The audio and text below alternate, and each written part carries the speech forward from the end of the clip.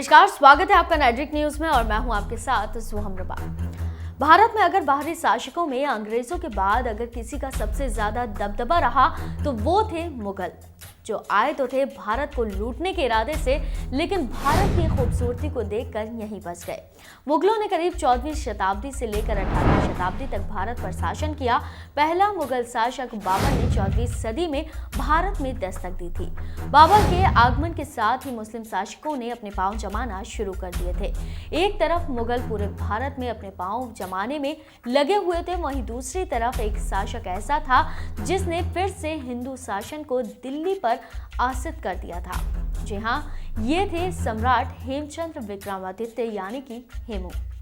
जी हाँ, हेमू एक ऐसा शासक था जो हरियाणा के छोटे से जिले मेवात के रेवाड़ी के एक जाट परिवार से इनका जन्म हुआ था, जो कि मुगल की नींव हिलाने के लिए जाने जाते थे। तो अब आपको बताते हैं कि कैसे बने थे राज परिवार का हिस्सा। हेमू के पिता राय पूरणमल वैसे तो पुरोहित थे, लेकिन मुगलों के शासन के कारण उन्होंने पुरोहित का काम छोड़कर रेवाड़ी आकर नमक और बारूद बनाने के लिए इस्तेमाल में लाए जाने वाले शोरे का व्यापार करना शुरू कर दिया था।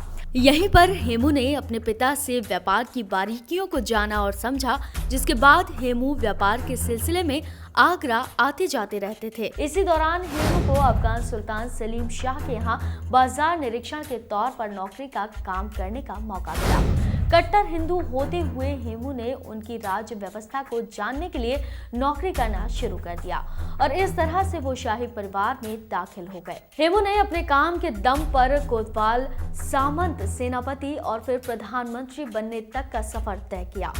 लेकिन सबसे ज्यादा फायदा हेमू को तब हुआ जब सिकंदर खां लोहानी शाह आदिल को भरे दरबार में मारने की चाल चलता है और हेमू उसे बचा लेता है। ऐसा करके वो शाह आदिल के सबसे विश्वास पात्रों में से एक बन चुके थे। तो अब आपको बताते हैं कि कैसे किया अपने सेना का निर्माण। हेमू लगातार कई बड़े युद्ध लड़ते रहे और पश्चिम बंगाल, बिहार से पंजाब तक केवल उनका ही परचम लहराने लगा था। लेकिन चूंकि हेमू एक हिंदू थे, इसलिए उनके दल में फिर से भारत पर हिंदू शासक का राज होने का सपना सदैव जागता रहता था। वो एक स्वतंत्र हिंदू राज्य बनाना चाहते थे। इसके लिए हेमू ने सेना एकत्रित करना शुरू कर दिया था।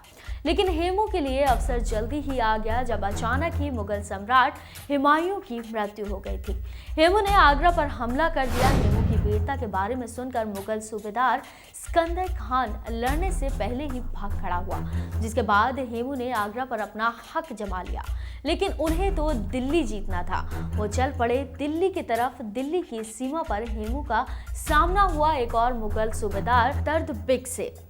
भयंकर युद्ध हुआ, लेकिन हेमू के पराक्रम के आगे वो भी भाग खड़ा हुआ। तो अब आपको बताते हैं कि कैसे हुई थी हेमू की मृत्यु। हेमू लगातार अपनी जीत की तरफ आगे बढ़ रहे थे, लेकिन मुगल सेना के सेनापति बैरम खान ने 13 साल के अकबर को राजा घोषित कर पूरी मुगल सेना को एकत्रित कर लिया था।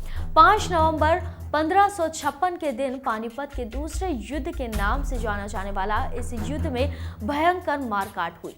हेमू के डर से बैरम खान और अकबर दोनों ही युद्ध से दूर थे, लेकिन युद्ध के मैदान में हेमू की आंखों में एक तीर लग गया, जिसके कारण उसकी सेना पूरी तरह से तितर-बितर हो गई।